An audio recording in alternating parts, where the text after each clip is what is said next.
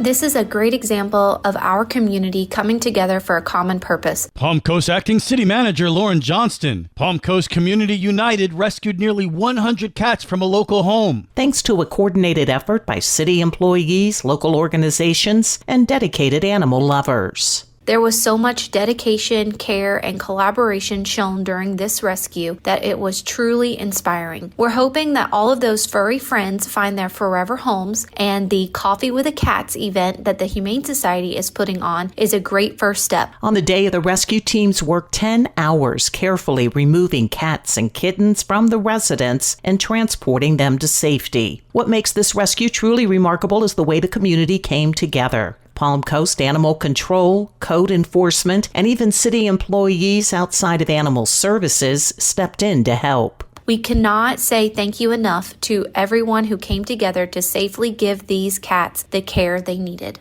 To help them find loving homes, the Flagler Humane Society is hosting a special Coffee with Cats adoption event on Sunday, August 17th from noon to 3. Visitors are invited to meet the cats in a relaxed environment. During the event, cat adoptions will be half price. For Flagler's Local Morning News, I'm Karen Johnson. Good morning, Flagler County. I'm Rich Carroll. You're listening to Flagler's Morning News on Wednesday, July 30th.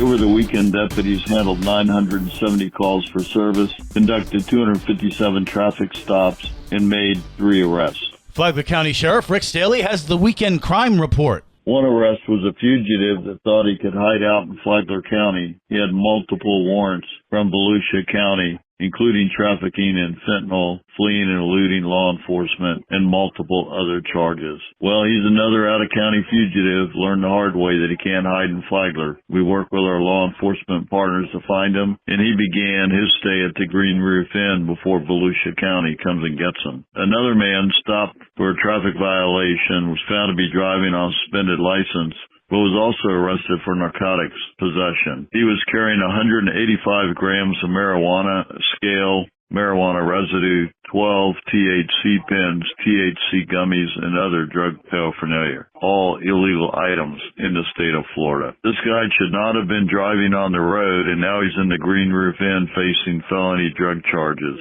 He was taken to the Sheriff Perry Hall Inmate Detention Facility under a $6,000 bond.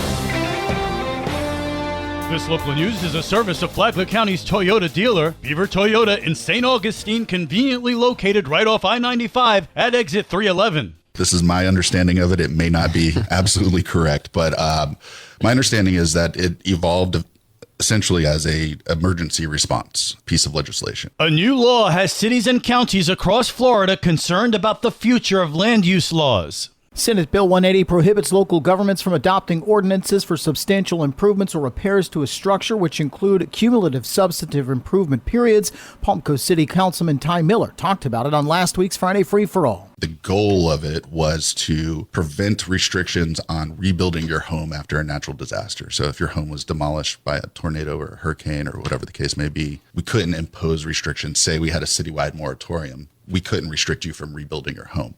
I think the problem is now in the interpretation. It seems to not make any differentiation between rebuilding and building. The new law also prohibits certain entities from assessing impact fees for specified replacement structures. The other part of that is it's designated certain counties within the state as having been under an emergency condition in the recent past because of the hurricanes last year.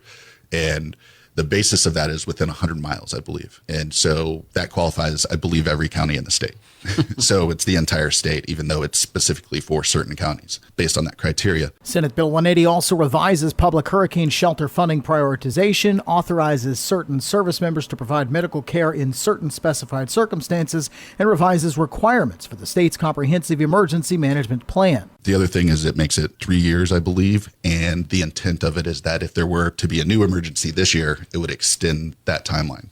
So what it's done based on that interpretation that there's no differentiation between construction and reconstruction is essentially created a ban on any moratoriums within the state for the next 3 years and then potentially longer if there's another state of emergency that occurs. I'm Daryl Moody reporting. And now you're up to date on Flagler's Morning News. I'm Rich Carroll.